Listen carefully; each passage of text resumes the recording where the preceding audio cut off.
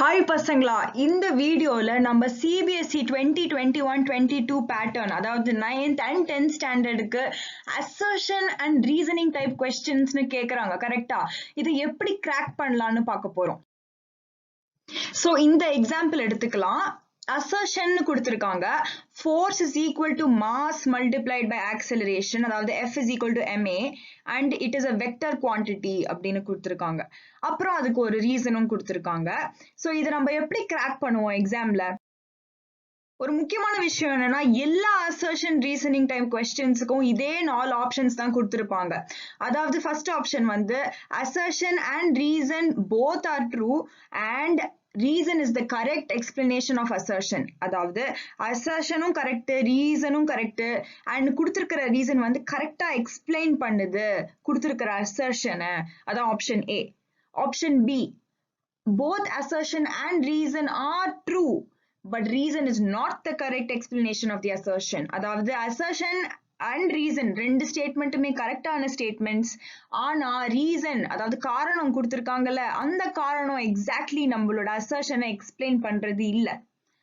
Option C, assertion is true but reason is false. So assertion கொடுத்திருக்கிற statement correct, ஆனா reason கொடுத்திருக்கிற ஸ்டேட்மெண்ட்டே தப்பு. Not only அந்த statement assertion explain பண்றது இல்ல, ஆனா அந்த ரீசன் அந்த காரணமே வந்து ஒரு கம்ப்ளீட்லி சயின்டிபிக்கலி தப்பான காரணம். D, assertion is false but reason is true. Reason கொடுத்திருக்கிற ஸ்டேட்மெண்ட், அதாவது அந்த காரணங்கிற ஸ்டேட்மெண்ட் வந்து சயின்டிபிக்கலி ட்ரூ தான், ஆனா assertion அதாவது அவங்க கொடுத்திருக்கிற ஒரிஜினல் ஸ்டேட்மெண்ட்டே தப்பு. ஸோ எந்த assertion reason டைப் கொஸ்டின் கொடுத்திருந்தாலும் நீங்க ஃபர்ஸ்ட் ஸ்டெப் என்ன பண்ணணும்னா அந்த assertion-ஐ செக் பண்ணணும். assertion-னா என்ன? ஜஸ்ட் ஒரு ஸ்டேட்மெண்ட் தான், ஏதோ ஒரு சென்டென்ஸ். சரியா? இது வந்து சயின்ஸ்ல வந்து கரெக்டாவும் இருக்கலாம், தப்பாவும் இருக்கலாம். அதை செக் பண்றதுதான் உங்க கடமை.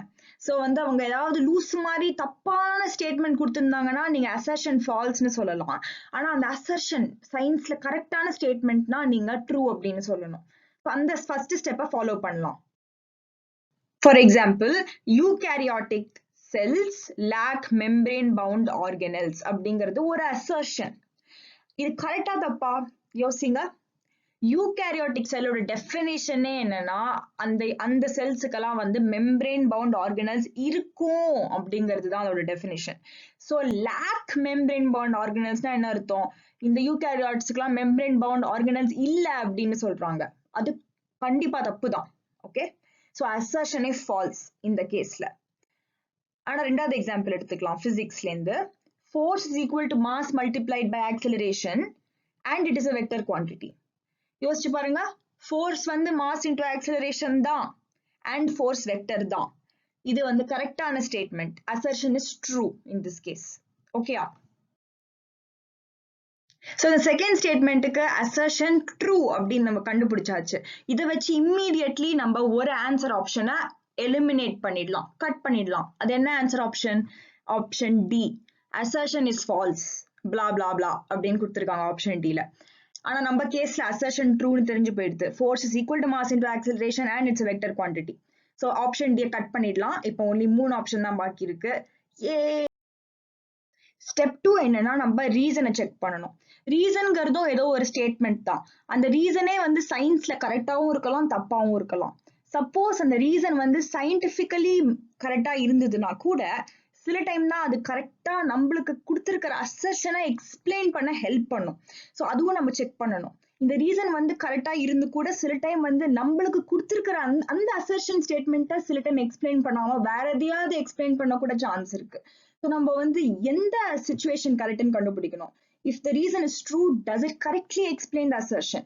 இதுதான் நம்ம பார்க்க வேண்டிய விஷயம். இந்த எக்ஸாம்பிள்ல ஒரு ரீசன் கொடுத்திருக்கிற assertion-க்கு என்னன்னா, force is a vector quantity because it has magnitude as well as direction. Correct, ஃபோர்ஸுக்கு மேக்னிடியூடும் இருக்கு, டைரக்ஷனும் இருக்கு, அதனால தான் அது ஒரு வெக்டர் குவான்டிட்டி. ஒத்துக்கிறேன். F is equal to ma because the more mass an object has, the more force you need to accelerate it.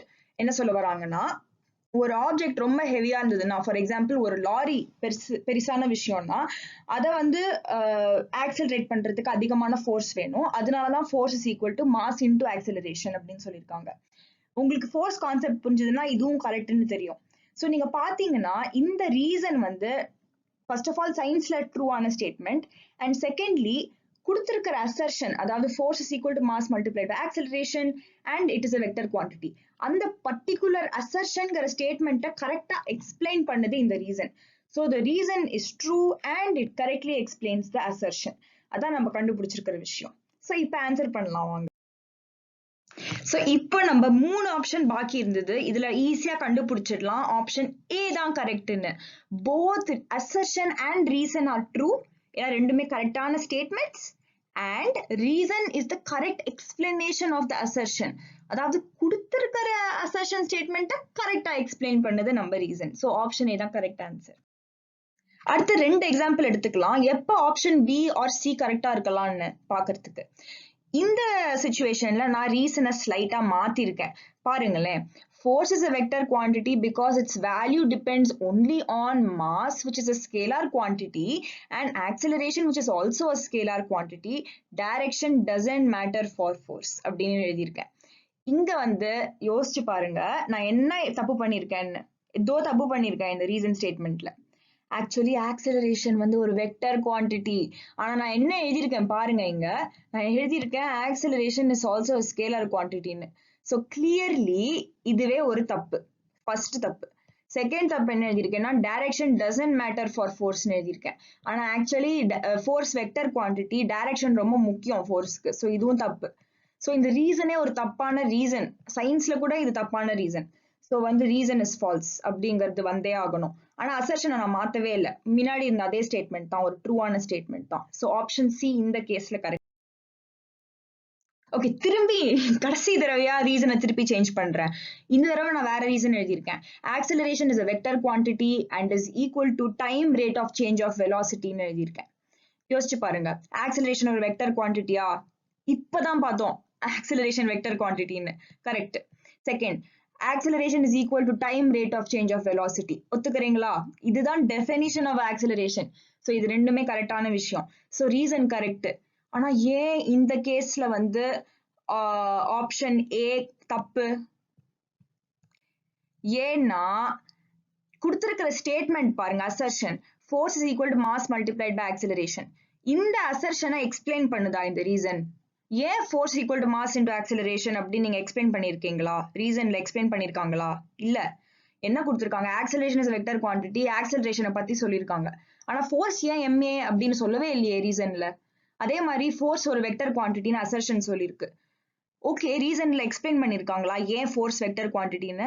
இல்லவே இல்லையே. என்ன எழுதியிருக்காங்க ரீசன்ல? அசர்ஷன் ஆக்சலரேஷன் இஸ் வெக்டர் குவான்டிட்டின்னு எழுதியிருக்காங்க. ஆனா அதனால ஃபோர்ஸ் ஏன் வெக்டர்னு எழுதவே இல்லையே.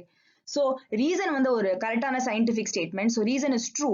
ஆனா ரீசன் வந்து ஒழுங்கா அசர்ஷன் என்ன கொடுத்துருக்காங்களோ அதை எக்ஸ்பிளைன் பண்றதுக்கே உதவி பண்ண மாட்டேங்குது. ஸோ ரீசன் வந்து ஏதோ ஒரு கரெக்டான ஸ்டேட்மெண்ட், ஆனா ஒழுங்கா எக்ஸ்பிளனேஷன் கிடையாது. ஸோ ஆப்ஷன் பி தான் கரெக்ட் இன் திஸ் கேஸ். ஓகேயா? அதாவது போத் அசர்ஷனும் ட்ரூ, ரீசனும் ட்ரூ. ஆனா reason is not the correct explanation of the assertion. Okay, so இந்த மாதிரி நீங்க வந்து கிரிட்டிக்கலா யோசிக்க வைக்கிறாங்க. இந்த டைப் ஆஃப் அசர்ஷன் ரீசன் கொஸ்டின்ஸை வச்சு நிறைய ப்ராக்டிஸ் பண்ணுங்க அண்ட் நம்ம மாஸ்டர் பண்ணிடலாம் இந்த டைப் ஆஃப் கொஸ்டின்ஸை. கடைசியா நீங்க நம்மளோட 9th 10th CBSE WhatsApp குரூப்ஸ்ல already இல்லைன்னா இப்பவே சேருங்க. அது மட்டும் இல்லாம உங்களை மாதிரியே நிறைய பசங்க வாரம் ஜாலியா சுவி ஃபன் சயின்ஸ் கிளாஸஸ்ல கத்துட்டு இருக்காங்க. அவங்களுக்கு நிறைய அசர்ஷன் ரீசன் டைப் கொஸ்டின்ஸ் ஒர்க் ஷீட்ஸ்லாம் நாங்க ரெகுலரா கொடுத்து ப்ராக்டிஸ் கொடுக்குறோம். அதுல உங்களுக்கு இன்ட்ரெஸ்ட் இருந்தா டிஸ்கிரிப்ஷன்ல ஒரு குட்டி ஃபார்ம் இருக்கு, அதை ஃபில் பண்ணுங்க. இல்லைன்னா எங்களுக்கு வாட்ஸ்அப் பண்ணுங்க அண்ட் நாங்க உங்களை வாட்ஸ்அப் குரூப்ஸ் அண்ட் சுவி கிளாஸஸ்ல பாக்குறோம். அது வரைக்கும் பாய்.